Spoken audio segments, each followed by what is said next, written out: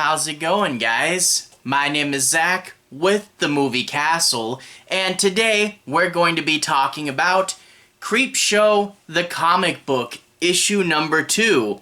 Yeah, once again, I guess I'll just reiterate how great it is that Creepshow is actually a comic book that we can go month to month and pick up at a real comic book shop.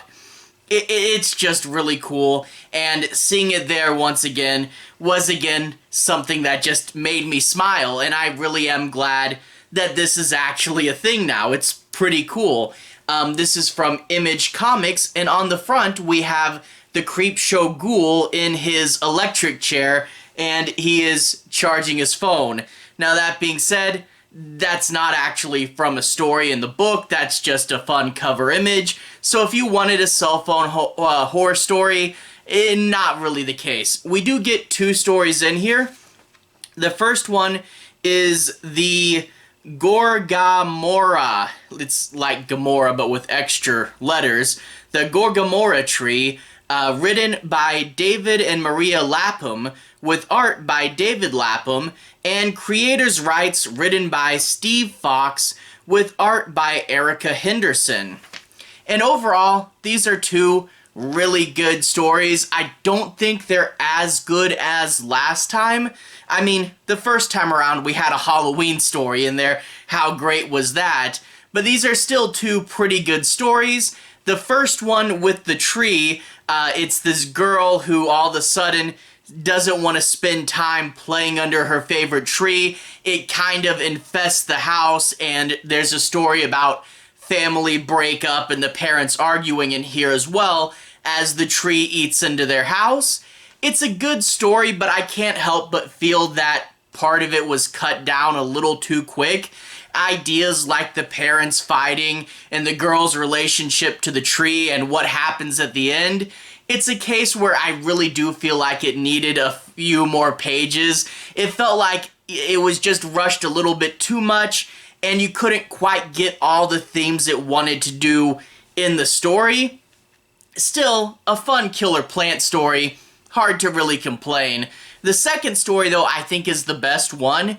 You get this old comic book creator. He's a writer and artist that drew this cartoon mouse, and it was originally this fun, family-friendly classic character, and it got rebooted into a series of movies, and he had to sue to get money that the studio was supposed to get him. Well, he's really old, and he's in his retirement, well, I think it's just his house, but, you know, nurses come and see him, and one of the nurses is going to sneak into his house at night and try to steal all that retirement money, but he's a little crazy, and his cartoon Space Mouse character is going to guide him in how to fight off the burglar. And that's a fun, crazy concept, and actually, you know, the more I think about it, it would be cool if this one got adapted into live action to see the cartoon interact with the human. That would be pretty fun. But I do like that idea of a fictional character helping guide you through this situation and being the mysterious force that helps out the underdog. It's a pretty cool original concept, and I do really like that one. So overall, I think I like the stories in issue 1 better, but still a pretty solid second issue, and I really am curious where this is gonna go, what the upcoming stories are. I mean, the next story features the Creepshow ghoul coming out of a treasure chest underwater, but I don't think that will actually be a story. I think they just put the ghoul in fun random situations on the cover, so no idea what's going to be happening next time.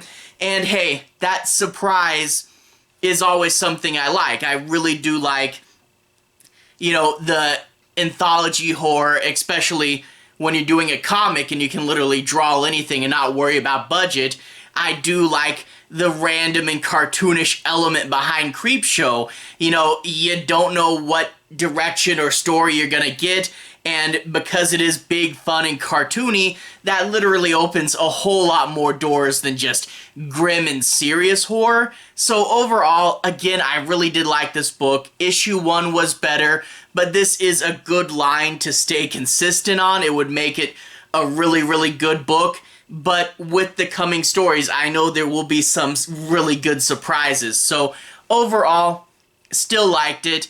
What we're going to do now is we're going to go to the close-up camera. I'll show you guys a bit of the story and a bit of the art. I won't be doing any major spoilers, but I do want to say my piece on a few plot points and make sure you guys have a basic understanding as to what the story's about. So a little bit of analysis, but I won't spoil the twist or anything. Anyway, without further ado, to the close-up camera. Alright, here we are inside the castle taking a closer look at Creepshow number 2. Pulling it closer to the camera, we can see the top line with the credits and the Image, Skybound, and Greg Nicotero logos. It is $3.99 in the US, and we get this fun cover of the Creepshow ghoul, and he's on the electric chair, and his phone is charging. That's a fun gag, but like I said earlier, doesn't represent any of the stories. It's just the Creepshow ghoul having fun. And while we're on the subject, let me go ahead and flip to the back. You can see next time around, he's in this sunken treasure chest. There's the variant covers, but seeing as how the titles are Hair and the Bridge, I'm guessing that that has nothing to do with the treasure chest, but I always like knowing when the next one's gonna come out. And there's the letters page in the back. We do actually have some letters this time around. And interesting stuff, lots of people really happy. Although they keep calling the Creepshow ghoul the Creep.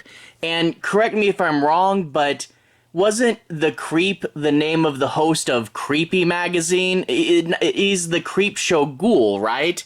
Anyway, the credits on the top, if we want a more specific look, we open up the book and they have this nice full credit page with the titles, the artist, and a little sample image coming from the inside, as well as a guide to who did all the covers.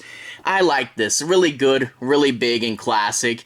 And then after that, we get the stories. And I guess I'll go ahead and show you guys a little bit of the stories. I won't be doing any major spoilers, but I do want to say my piece on a few plot points and make sure you guys have a basic understanding as to what the story's about. So just a little bit.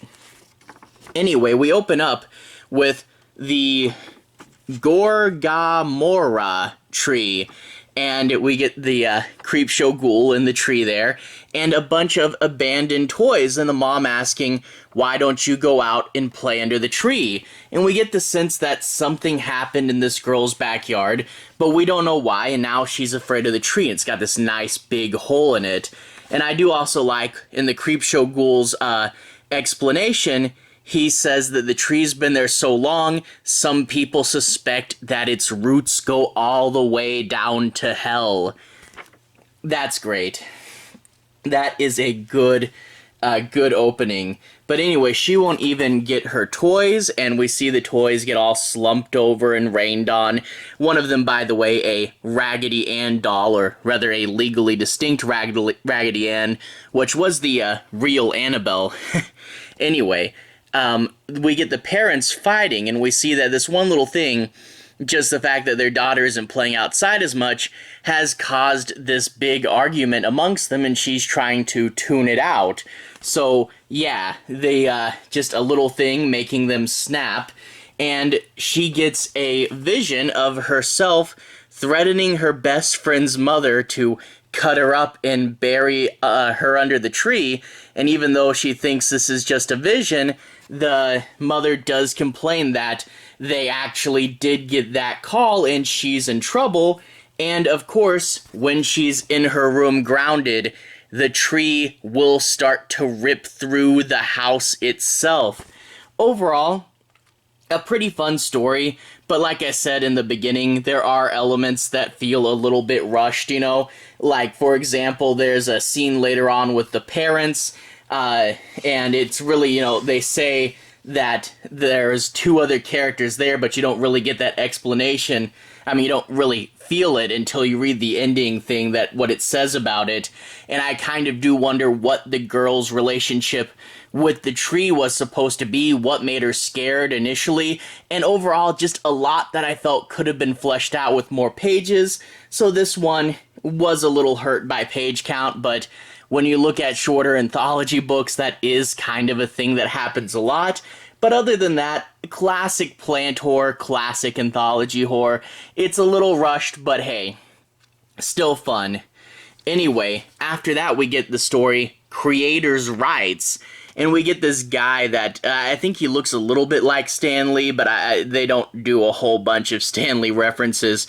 But this is his character, I think its name is Infrared, and he's having a dream when all of a sudden the old version of his character gets replaced with the cool new movie version, which he hates, and we get this new nurse that comes in, this guy in the red here, that's going to take care of him, and he's trying to win him over, say, oh, my niece really likes your cartoon, did you really draw it yourself, oh wow, I'm so impressed by it.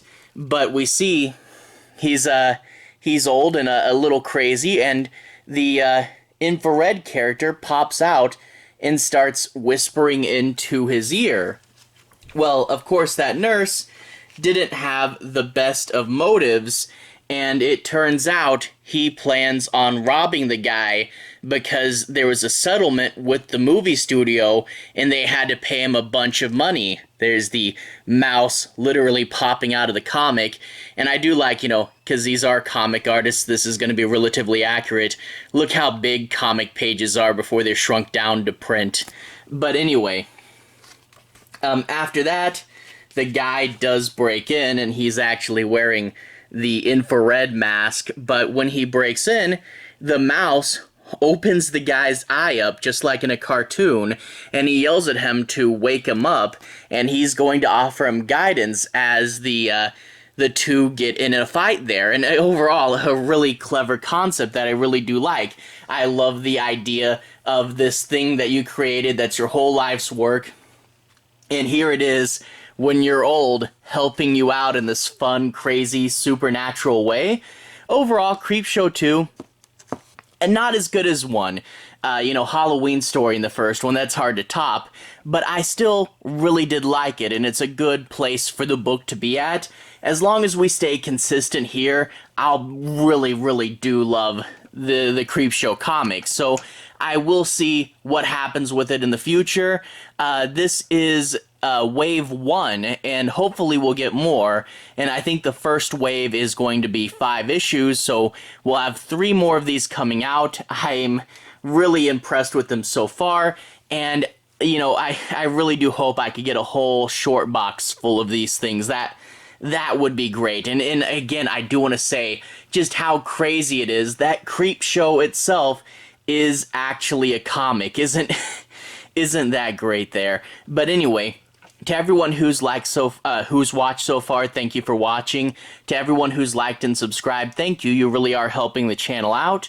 I'll leave a relevant playlist on the bottom. This should be my Creepshow playlist. I've covered the first issue in there, as well as the first 2 seasons of the TV show. Currently working my way through watching and reviewing the third, so if you want to see me talk about more Creepshow, you can find it in this playlist that should pop up right about now. Anyway, have a good day. I'll see you guys again very, very soon. Creepshow playlist on the bottom. Have a good day now.